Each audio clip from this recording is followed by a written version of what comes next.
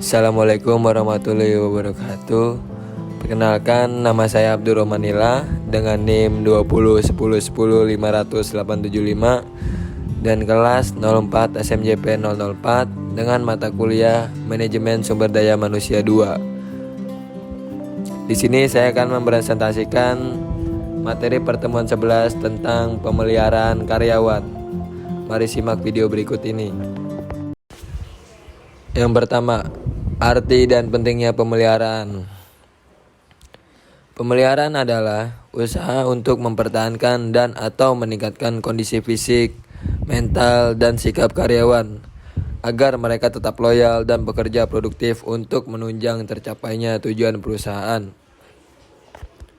Pemeliharaan atau maintenance karyawan harus mendapat perhatian dari manajer, karena jika tidak diperhatikan, semangat kerja, sikap, dan loyalitas karyawan akan menurun, sehingga pengadaan, pengembangan, kompensasi, dan pengintegrasian yang telah dilakukan dengan baik dan biaya yang besar akan kurang berarti untuk menunjang tercapainya tujuan perusahaan. Selanjutnya ada tujuan pemeliharaan. Tujuan pemeliharaan sendiri terbagi menjadi 8 bagian. Yang pertama ada meningkatkan produktivitas karyawan. Yang kedua, meningkatkan disiplinnya karyawan. Selanjutnya yang ketiga ada meningkatkan loyalitas karyawan. Yang keempat, meningkatkan kesehatan karyawan. Yang kelima, meningkatkan kesejahteraan karyawan. Yang keenam ada memperbaiki mental karyawan. Yang ketujuh, menciptakan suasana harmonis dalam ruang kerja. Yang kedelapan, ada mengefektifkan pengadaan karyawan. Selanjutnya ada asas pemeliharaan. Asas-asas pemeliharaan dibagi menjadi 4 bagian. Yang pertama ada asas manfaat dan efisiensi.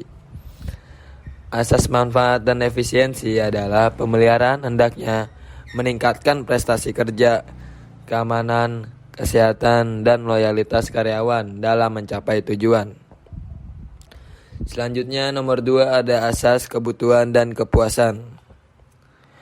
Pemeliharaan hendaknya berdasarkan kebutuhan dan kepuasan karyawan. Kebutuhan dan kepuasan karyawan menjadi pertimbangan utama. Yang ketiga ada asas keadilan dan kelayakan. Bila keadilan dan kelayakan dijadikan landasan, akan menciptakan ketenangan dan konsentrasi karyawan terhadap tugas-tugasnya, sehingga disiplin, kerjasama, dan semangat kerja meningkat. Dan yang terakhir, nomor 4 ada asas peraturan legal. Peraturan legal atau undang-undang Kepres dan Kepmen harus dijadikan asas agar tidak terjadi konflik dan intervensi serikat, buruh, dan pemerintah. Metode pemeliharaan. Yang pertama ada komunikasi. Komunikasi yang baik dapat menyelesaikan masalah dalam perusahaan. Manajemen terbuka akan mendukung terciptanya pemeliharaan keamanan dan kesehatan yang baik dari karyawan. Konflik dapat diselesaikan melalui musyawarah dan mufakat. Yang kedua ada kesejahteraan karyawan. Kesejahteraan karyawan atau balas jasa pelengkap yang diberikan berdasarkan kebijakan perusahaan dapat menciptakan semangat kerja, ketenangan, disiplin, dan lain-lain sehingga dapat meningkatkan produktivitas karyawan. Dan yang ketiga ada keselamatan dan kesehatan kerja. Program keselamatan dan kesehatan kerja dapat mendukung tercapainya pemeliharaan karyawan karena dapat menimbulkan ketenangan dalam bekerja. Program ini merupakan tindakan kontrol preventif yang mendorong terwujudnya pemeliharaan karyawan yang baik. Selanjutnya ada insentif. Insentif adalah daya perangsang yang diberikan kepada karyawan berdasarkan prestasi kerjanya agar terdorong meningkatkan produktivitas kerjanya. Jenis-jenis insentif. Jenis-jenis insentif dibagi menjadi 2 bagian. Yang pertama ada insentif positif.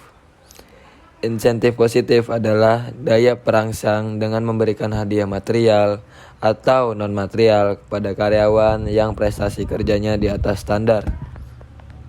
Sedangkan dengan insentif negatif adalah daya perangsang dengan memberikan ancaman hukuman kepada karyawan yang prestasi kerjanya di bawah standar. Dan yang terakhir ada bentuk-bentuk insentif. Bentuk-bentuk insentif dibagi menjadi 3 bagian. Yang pertama ada insentif material. Insentif material terdiri menjadi berbentuk uang dan barang bernilai ekonomis sehingga dapat meningkatkan kesejahteraan karyawan dan keluarganya. Selanjutnya ada insentif non-material. Insentif non-material sendiri berbentuk penghargaan atau pengukuhan berdasarkan prestasi kerjanya. Yang contohnya ada piagam, piala, atau medali. Yang terakhir ada insentif sosial. Insentif sosial adalah berupa fasilitas dan kemampuan untuk mengembangkan kemampuannya seperti promosi, ikut pendidikan, atau naik haji. Cukup sekian yang bisa saya sampaikan, kurang lebihnya mohon maaf. Wabillahi taufik wal hidayah. Wassalamualaikum warahmatullahi wabarakatuh.